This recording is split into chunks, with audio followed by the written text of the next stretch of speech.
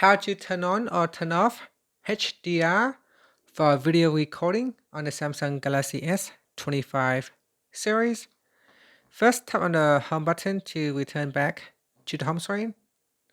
Then on the home screen, open up the camera app. Next, tap on the quick controls button. From the toolbar here, tap on the settings icon. Then we go down to the videos section and then tap on advanced video options. In here, tap on HDR, tap on the toggle button to turn on or switch off HDR.